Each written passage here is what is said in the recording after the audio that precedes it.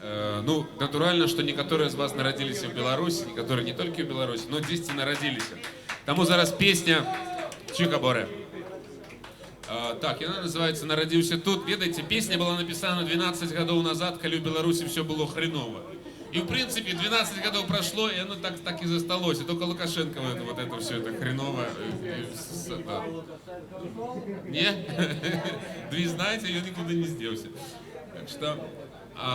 И мы писали эту песню на репетиции, я там играл в стиле регги на барабанах и матерился страшенно.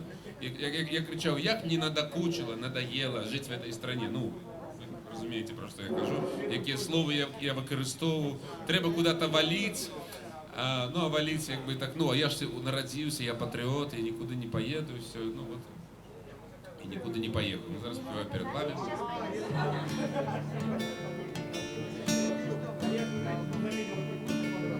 Я народился тут,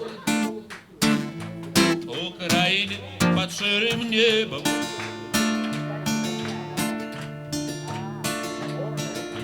Я народился тут, в Украине, бульбы, колгасов и черного хлеба.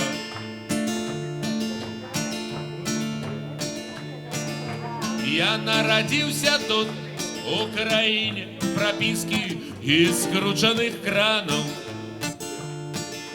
Я народился тут, в Украине, сотня порушенных храмов. Родильня, дитячий садок, школа и институт. Я народился тут. Воу-воу-воу-воу, я буду жить там.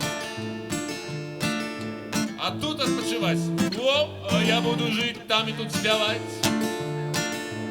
Воу-воу-воу-воу, я буду жить, я народился тут. Где билет в один бок, это шанец для тех, кто не згодный. Я народился тут, я тут живу, и мне тут яшчэ не все ровно. Я народился тут. О, Табук, это моя краина.